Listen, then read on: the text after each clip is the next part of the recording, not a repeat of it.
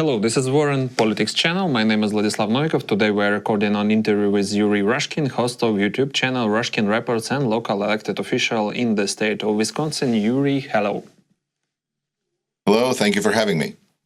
Let's start with what everything watching right now. The key question is, will Putin and Zelensky actually meet in Turkey?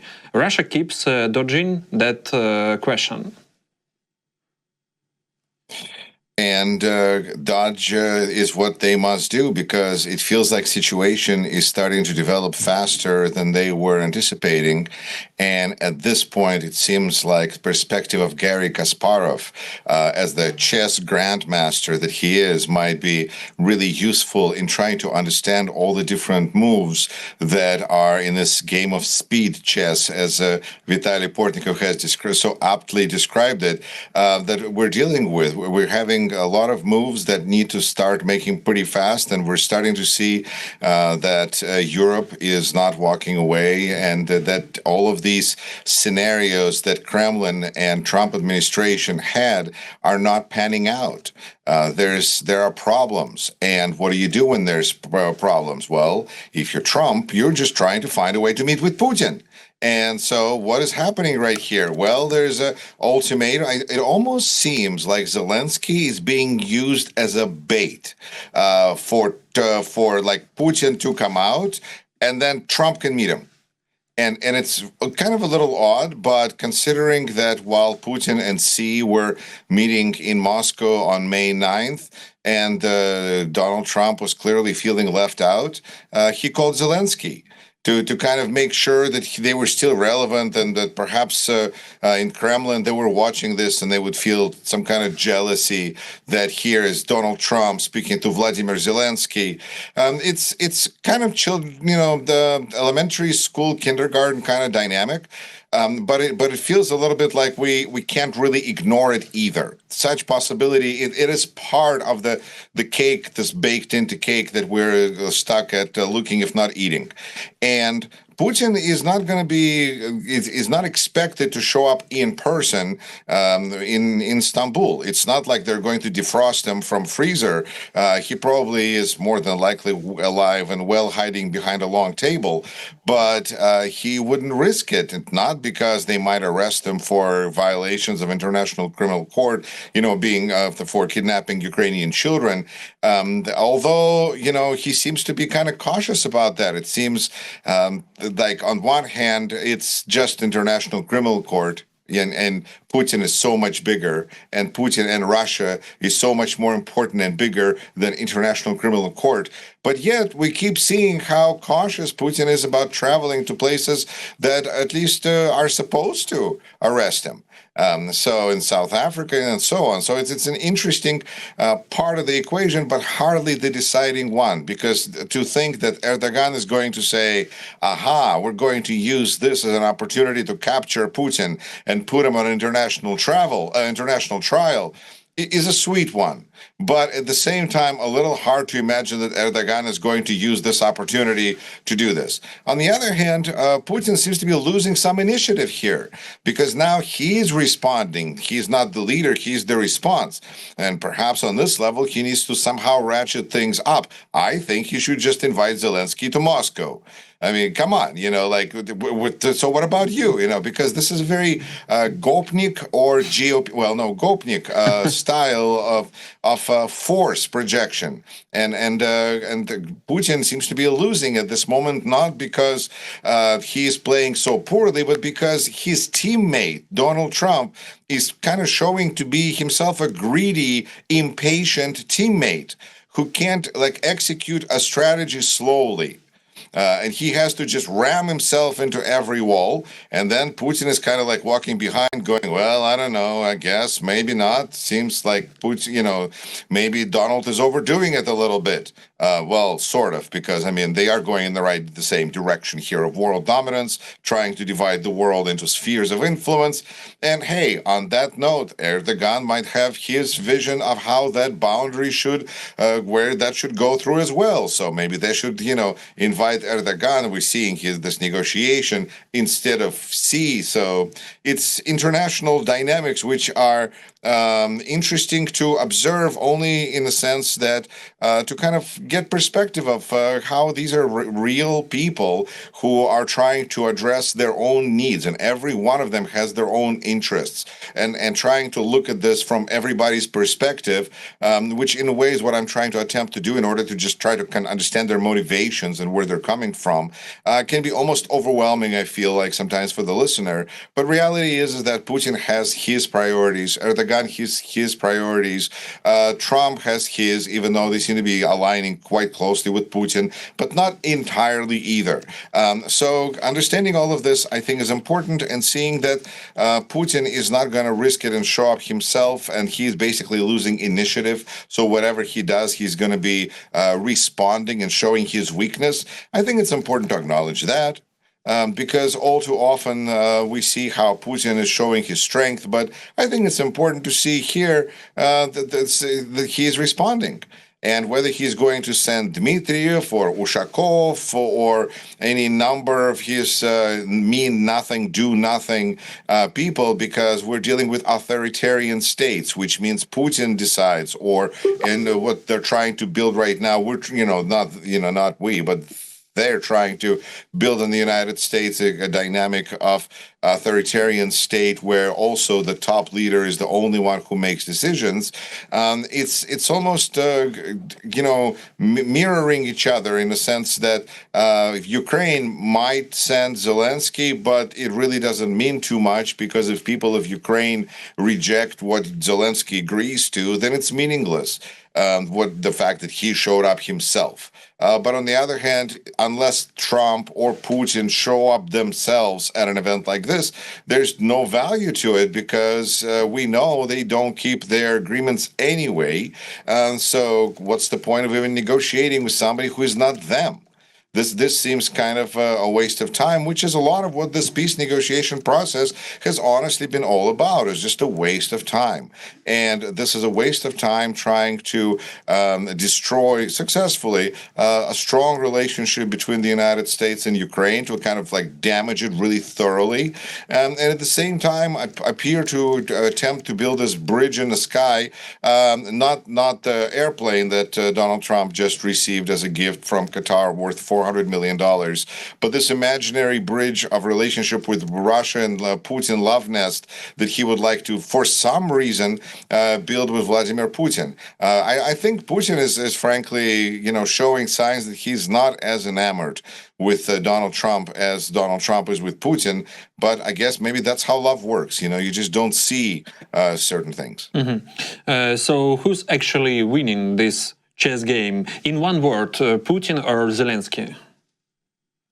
I think Ukraine. I think that right now Ukraine is in a better position, and I think that if we're going to look at this as battle of leaders, then whatever Zelensky represents is winning, which is Ukraine, and Putin is, I guess, a face of everything that he owns and represents, and that face is kind of shaky. The only thing is, it's like a quote from Vladimir Vysotsky's song, "Кроме мордобоя никаких чудес," except for the face slapping and just fighting. There's no other miracles, and so that's what Russia's got, and so they're going to use that going forward. Diplomacy, all they can do is show how they're impossible to make deals with, and then they don't follow through.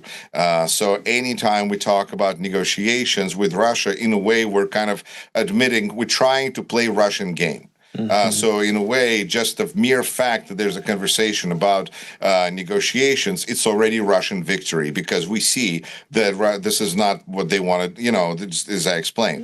On the other hand, what Zelensky is doing, I think, is in Ukrainian diplomacy, is doing a lot of tactical victories and trying to navigate, and are doing quite a successful job of navigating within these parameters that have been set up for them by Putin and Trump. If that meeting does happen, how do you think it would play out? Would a face-to-face photo of Zelensky and Putin maybe legitimize Putin and his crimes? I don't know to what extent there's anything that, well, no, there is something. I think if Zelensky nominates Putin and Trump for Nobel Peace Prize, that would be legitimizing Putin and Trump. That would be really, but sometimes wouldn't be surprised if that occurred as well. Because we live in a world where we don't have that America that would say, no, no, no, this is too much. Now, wait a minute. This is just, we have actually State Secretary Marco Rubio who attempts to play that part of America and successfully got India and Pakistan to seize their latest military incursions. Basically, it sounds like India and Pakistan were waiting for this COP to show up because all they got was Vice President J.D. Vance, who said, hey, if anything happens here, that's none of our business, but to which India apparently decided that this was a sign to go and attack Pakistan. So Marco Rubio shows up and says, hey, slow down. There's still America over here. You're going too far. That's a situation where I think that involvement was welcomed, but that's not going to be the case every time. And not having that America that's going to put up boundaries means that the evil of Russian Empire is going to be continuing to spill out into this, puddle of substance in which a little ship named Ukraine has to swim through. And I think so. That's kind of where we are. So the negotiations itself is a victory for Putin because there's no America that's like with Biden would say, hey, we're just going to militarily help Ukraine to the level that's going to increase the cost of this war to Russia to an unsustainable level, however long it takes. Which is kind of a beautiful vision, but considering we're limited by elections, and policies like this are definitely limited by elections. I think having as long as it takes approach is highly unrealistic. But it still was better than what we have now, which is everyone for themselves, or go talk to Russia, or go talk to China, or go talk to Turkey, or go talk to Donald Trump. In that situation, Ukraine, I think, is just doing the best with what it can, and I think it's been it's easy also important to admit what a pleasant surprise Europe has been, especially those that. Historic, I guess the quartet that showed up in Kiev the other day. How impressive is that? And we know that there's actually a second, this could have been a quintet, I feel, where Italian Prime Minister could have joined, but maybe she is being saved as the connector, the bridge to Trump world that is so crucial to have for Europe. But nonetheless, little ship, Europe is not so little. It's a pretty big ship. There's a lot of people. There's a lot of ideas, and we'll see how all of this plays out.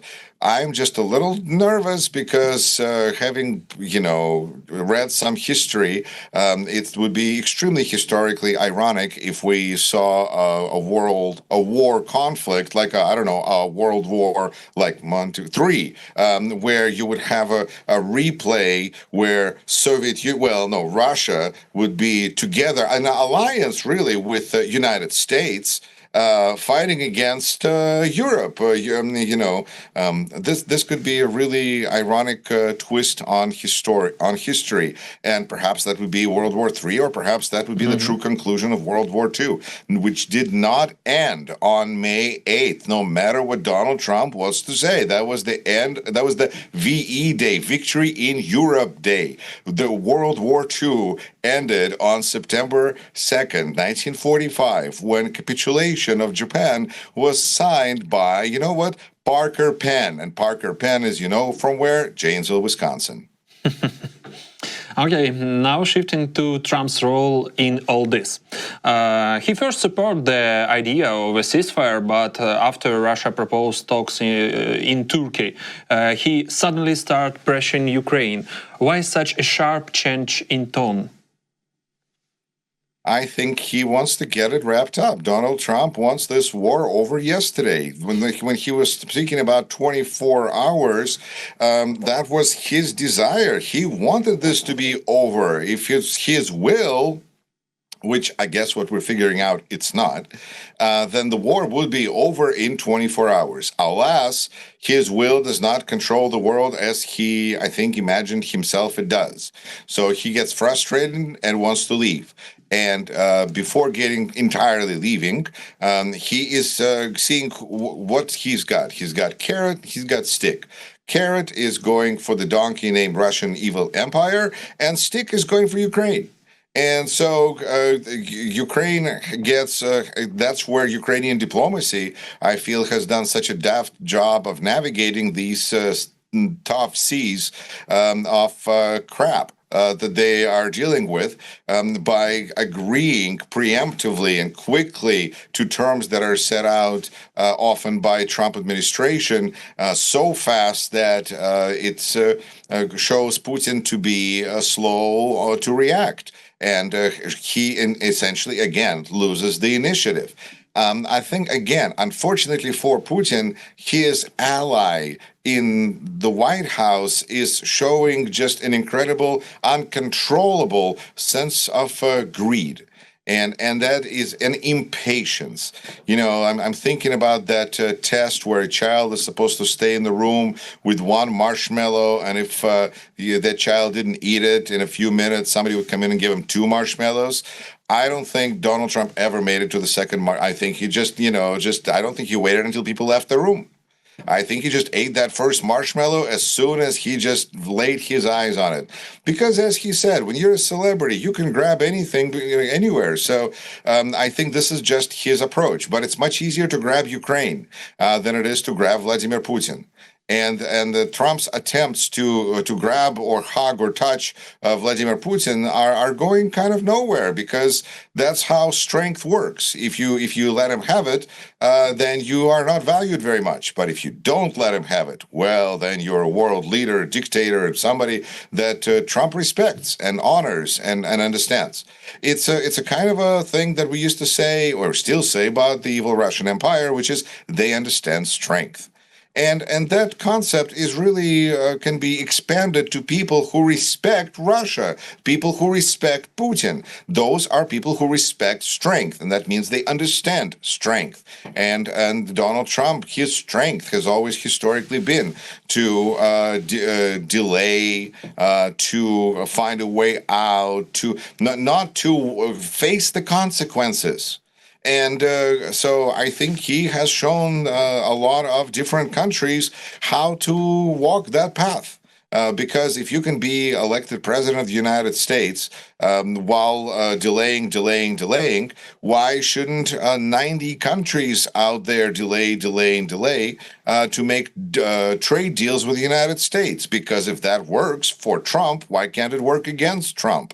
And so he finds himself in a difficult situation, while we in the United States might be finding ourselves with empty shelves. Mm-hmm. Okay, and let's talk trade for a moment. What's the current state of the trade war? Is the tension starting too easy? I think that Donald Trump walked into a situation he did not anticipate, which is a story of his life. He got himself into a trade war with a country that apparently was like itching for it. And with that on a plate, he found himself totally unprepared. In addition, he found himself, well, I would say, with the population, starting with his base, that is already been raised to be very, very fearful of apocalypse and catastrophes coming, because Trumpist, Republican, conservative propaganda, well, I don't know, there needs to be a better word for all of this now. Let's say Trumpists, radical, revolutionaries, they're scaring people. And so they were already on the edge. And when Trump came out with this liberation, and now we're like, oh my gosh, there's empty ships coming from China. And you hear these business people who are saying, I hope this ship sinks because I don't have money to pay for what's on the ship to buy it out. Already fearful people are going to panic. And I think that's what we've been demonstrated. And so not just crazy woke liberals who are going, that's not how you do business. That's not how you do math. It's not just them. It's also Trump base that is being hurt by these trade wars and is terrified of the consequences. So I think Trump wanted to end this war, trade war, whatever, with China as well soon. He was thinking 24 hours because it's a nice time for a war or conflict. Kind of get up in the morning, start a war, and then you go to bed. And then, like before you go to bed, maybe you go, okay, the war is over. I'm done. It's fine. Good night, everybody. And then you get up in the morning, you start a war again with somebody else. It's a kind of a lifestyle. But it turned out that China wants, again, they were itching for this, evidently, because they sat back and waited. And even though their market, their factories and orders are suffering, but we already are hearing anecdotal evidence from people in Eastern Europe who are saying, wow, there's a lot of Chinese stuff arriving. The selection is great. The price is amazing. What's going on? Welcome to Belarus. So there's an interesting way, where markets will adjust with or without the United States. But it's not good really for the United States. And so Donald Trump wanted to end this.